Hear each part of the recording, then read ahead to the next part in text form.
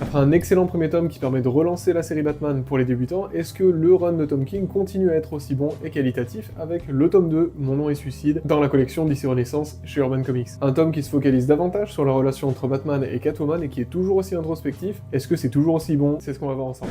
Et voici la belle édition Urban Comics. J'adore cette cover, je la trouve vraiment bien, surtout elle représente très bien ce que ce tome 2 met en avant ici, donc la relation entre Batman et Selina Kyle, Catwoman. C'est le tome 2, Mon nom est Suicide. En anglais, c'est I am Suicide. Donc, ils ont voulu un peu innover, mais ça reste assez cohérent avec le thème, puisqu'il fallait coller avec le nom du premier tome, I am Gotham, donc je suis Gotham, qui se traduit pour le coup plus par Mon nom est Gotham, puisque c'est une référence à la catchphrase de Batman. Ce tome va contenir donc les épisodes 8, les épisodes 9 à 15 du volume 2, et donc tout ça a été déposé, du moins a été publié en novembre 2017. Donc ça fait partie de la collection Rebirth, donc comme on l'a dit la dernière fois, c'est bien une série qui permet un relaunch de Batman pour accueillir de nouveaux lecteurs, surtout sous la direction d'une nouvelle équipe, puisque Tom King a une façon d'écrire bien différente de Scott Snyder, quoique dans ce tome-là, on a quelque chose d'assez similaire dans l'originalité des idées, puisque Tom King ici va nous raconter une histoire. J'adore absolument cette page, elle est magnifique. Tom King ici va nous raconter une grande évasion, l'histoire de Batman qui va composer sa propre Suicide Squad en fait, hein, avec l'aide d'Amanda Waller, pour sortir le psychopirate de prison, parce que le psychopirate est donc aux côtés de Bane, donc il est, disons, pas très libre, hein. Bane en a besoin, et c'est assez intéressant, on va en reparler après, mais Bane en a besoin pour se soigner, en quelque sorte, pour se sevrer, et donc Batman va l'extraire de prison pour sauver Gotham Girl qui est bloquée dans un sentiment de peur et d'anxiété à cause du psychopirate, suite aux attaques de Hugo Strange dans le tome 1. La cover pour le premier numéro est magnifique, je trouve. Donc de quoi ça parle? Donc Batman, donc bon, déjà, tout ça s'ouvre sur une origin story un peu horrible, évidemment, c'est du Tom King et on parle de Bane, donc c'est compliqué de faire pire. Donc l'origin story de Bane, donc on voit bien l'enfance de Bane et notamment sa vie, où il a passé sa vie emprisonné à Santa Prisca, donc dans une cellule où la marée montait la nuit, ce qui fait qu'il n'avait jamais de repos, qu'il se faisait ronger par les crabes et tout ce qui va avec. Et donc aujourd'hui, Bane dirige la prison de Santa Prisca, qui est sur une île, qui est considérée comme un État, en fait, hein, puisqu'il est vraiment le tyran de ce territoire national. Et donc, il est avec le psychopirate, et il veut le psychopirate pour l'aider, puisque le psychopirate a le pouvoir de vous faire ressentir une certaine émotion, en soi, hein, donc de vous soigner, en quelque sorte, ou au contraire de vous faire ressentir de l'anxiété et de la peur à vie, hein, donc jusqu'à ce qu'il vous enlève ce sort-là.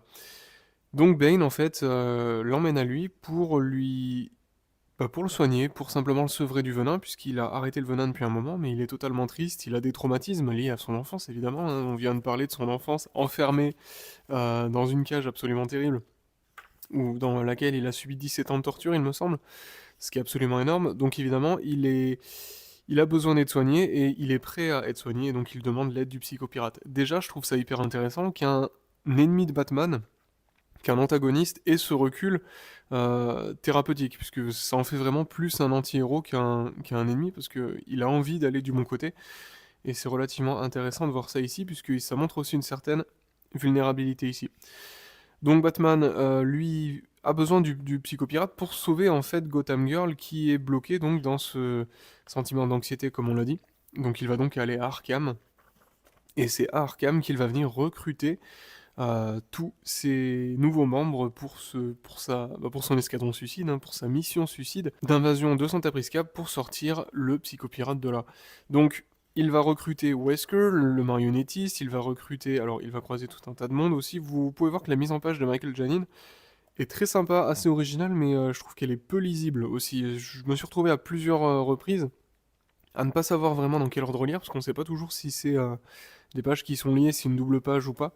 Ça arrive un peu tout le temps ici, mais ça reste assez magnifique d'un point de vue dessin. Je trouve qu'il est extrêmement bon, notamment sur son Batman. Il en fait toujours des mâchoires absolument énormes, toujours très imposant. Surtout son Bane. Je trouve que son Bane est assez massif, alors que c'est un Bane qui ne prend pas de venin.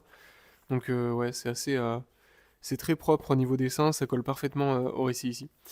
Donc il compose son équipe avec Polly et Chinel, il va aussi composer son équipe avec Selina Kyle évidemment.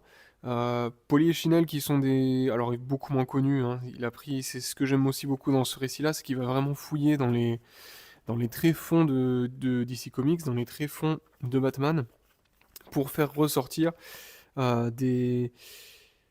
des ennemis qui sont moins connus et surtout oublier que ce soit Ben Turner le tigre de bronze, que ce soit ici Polly et Chinel qui sont littéralement un couple de dingos, hein. C'est un peu Joker et Harley mais en plus soft.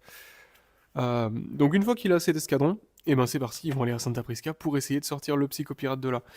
Et ce récit, je vais m'arrêter là pour les spoilers, mais pour ne pas spoiler, mais ce récit est intéressant de plusieurs manières en fait, parce que c'est du Tom King, donc évidemment au niveau de la narration, on va avoir quelque chose qui va se pencher notamment sur la psychologie des personnages, et en fait toute la mission qui se passe à Santa Prisca, qui serait digne pour le coup d'un film triple A, hein, parce qu'on pourrait vraiment voir James Gunn réaliser ce film-là au cinéma, tout ça va en fait se passer en fond, puisque la narration va souvent passer par donc une lettre. Ici, vous pouvez voir donc des extraits, donc on a bien un narrateur, ici c'est Batman, qui va donc se confier ici à Selina Kyle, puisqu'on a un échange de lettres, en fait, c'est un échange épistolaire qu'on a sur 2 ou 3 épisodes entre Batman et Catwoman. Donc c'est une lettre que Bruce Wayne a écrite à Selina Kyle lorsqu'elle était internée à Blackgate, donc dans la prison de Blackgate pour... ou Arkham, je ne sais plus si c'était avant ou après, bref, pour, bah, pour lui confesser son amour en quelque sorte, hein, puisqu'évidemment il est amoureux d'elle, ça on le sait, mais voilà, c'est aussi la seule personne qui peut le comprendre et c'est pour ça qu'il se confie à eux. Il parle donc de leur point commun, c'est aussi ce que fait Bane ici, hein. Là, il me semble d'ailleurs que pour ce numéro-là, c'est pas une lettre liée à Batman, c'est pas une lettre liée à Catwoman, mais c'est justement Bane qui lui fait un monologue en arrière-fond, donc en arrière-plan, pendant qu'on voit Batman qui se bat contre une armée complète et qui réussit d'ailleurs à atteindre Bane. Et ce qui est intéressant, c'est de voir que Bane, justement, considère qu'ils sont très similaires et qu'ils sont exactement les mêmes personnes, et que donc il veut offrir aussi à Batman l'opportunité de se soigner. Mais évidemment, ils veulent mutuellement se briser la colonne, comme à l'époque. Donc tout ça, c'est hyper intéressant, puisqu'on va avoir ici un Batman qui va être en difficulté, qui va devoir compter sur l'escadron suicide que lui-même a formé. Donc l'escadron suicide, sachant que c'est des personnes qu'il a lui-même enfermées à Arkham, est-ce qu'on peut leur faire confiance ou pas? Évidemment, c'est compliqué. On a aussi des flashbacks entre Batman et Catwoman pour justement compter toute leur histoire d'amour un peu étrange, puisque c'est une histoire d'amour qui va prendre des tournants, surtout sur la fin du récit, relativement intéressants. Vous avez aussi le développement de Polly et Chinel qui sont super, je les trouve vraiment drôles. Ils m'ont vraiment fait rire à plusieurs reprises dans ce récit-là. Je trouve que c'est vraiment des personnages qui sont sous-cotés et trop peu utilisés, mais en même temps, c'est clairement le Joker à Harley Quinn. Donc bon, ça fera un peu doublon de les remettre au goût du jour aujourd'hui. Donc vous avez bien ces nouveaux personnages-là qui sont bien mis en avant, qui sont relativement intéressants, puisqu'on a une nouvelle réitération, notamment de Polly et Chinel ici, et vous avez, comme je vous l'ai dit tout à l'heure, des doubles pages qui sont jolies, mais on ne sait pas trop dans quel ordre les lire. Est-ce qu'il faut lire comme ça, ou est-ce qu'on doit passer par la droite, puis ensuite par la gauche? Donc ça, en fait, on le devine avec la cohérence du récit, c'est-à-dire si vous lisez ici et que vous vous rendez compte que c'est pas la suite, bah évidemment, ça crée un peu de frustration et ça casse un peu l'immersion du récit. Donc Michael Janin, j'aime beaucoup ce qu'il fait, même si là, ça ressemble plus à des tuyaux modèle 3D sur ordinateur. Mais niveau dessin, je suis assez fan de ce qu'il fait, niveau mise en page, un peu moins. Mais vous allez voir qu'on est très gâté à la fin du récit. Donc c'est un récit évidemment très introspectif qui va revenir sur qu'est-ce que le héros, qu'est-ce que ça veut dire d'être un héros, comment peut se développer l'amour entre Batman et Catwoman, qu'est-ce que ça veut dire, pourquoi les deux sont amoureux en soi, qu'est-ce qui les attire l'un vers l'autre alors que tout les oppose. Mais est-ce que vraiment tout les oppose? C'est aussi la question. Vous avez aussi donc le nom du tome, Mon nom est suicide. Tout ça est lié en fait à un nouvel ajout aux origines de Bruce Wayne. On en apprend plus sur justement ce qu'il est advenu de lui après avoir perdu ses parents, puisque Batman est né d'un suicide et tout ça est magnifiquement écrit, magnifiquement mis en page. Je trouve ce récit absolument génial. Mais ce qui fait briller ce récit, pour moi, ce qui fait briller ce tome-là, c'est les 2 derniers épisodes ici que vous retrouvez. Même 3 il me semble, hein.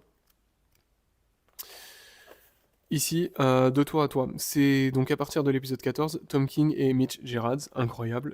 L'équipe de Mr. Miracle, l'équipe de Strange Adventures enfin réunis dans du Batman, et c'est juste fou en fait, hein. C'est juste fou de voir les deux qui signent des pages absolument géniales, puisque Tom King excelle, je trouve, dans les relations complexes d'amour. On a vu ça dans Mr. Miracle et dans Strange Adventures. Encore une fois, ici, c'est le cas avec Batman et Catwoman, puisqu'il l'écrit avec une pertinence assez exceptionnelle, leur histoire d'amour et tout ce qui les sépare, alors que Batman est censé déposer Catwoman à Blackgate pour une perpétuité à vie. Cette nuit-là, Catwoman lui demande une dernière nuit et lui demande donc de passer la nuit avec elle. Donc c'est une nuit dans laquelle ils vont se balader de toit en toit, faire ce qu'ils ont toujours fait, se poursuivre. Euh, bon, taper les méchants évidemment. Ils vont chacun suivre dans leur routine habituelle de nuit. Et c'est hyper touchant. C'est hyper touchant parce qu'on voit vraiment que les deux sont faits pour être ensemble, mais que malheureusement, en fait, tout les sépare et donc ils ne vont pas pouvoir réaliser leur amour, ou du moins, ça demanderait des sacrifices absolument énormes. Mitch Gerads est absolument génial, que ce soit dans la mise en page, que ce soit dans la narration, enfin que ce soit dans la narration visuelle, je veux dire, donc par le dessin, je trouve qu'il est absolument génial. J'adore ce dessinateur-là et j'aimerais voir un Batman de Mitch Gerads, parce que regardez ces pages, il est aussi bon dans l'action que dans l'intimité, je trouve ça vraiment chouette. Il signe des pages absolument géniales, quoi. Ça, c'est des posters displayed, hein. Je serais prêt à payer 100 balles, c'est faux, pour ce poster-là. Bref, vous avez ici des références aussi Tom King qui écrit une sorte de lettre d'amour aussi aux origines, aux différentes origines de Batman et Catwoman, puisque bon, les deux vont essayer de se rappeler quand est-ce qu'ils se sont rencontrés pour la première fois, et c'est une des pages qui m'a le plus marqué dans ce tome-là, puisque c'est assez rare que les comics prennent vraiment ce recul méta sur leur propre histoire, et c'est assez génial de voir ça. Donc Batman est persuadé que c'était dans un bateau, avec Catwoman qui était déguisée en vieille dame.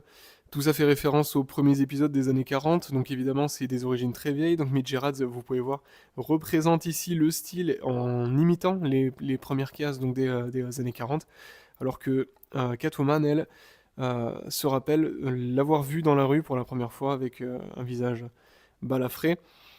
Tout ça se passe donc dans les origines de Frank Miller, Batman, année 1.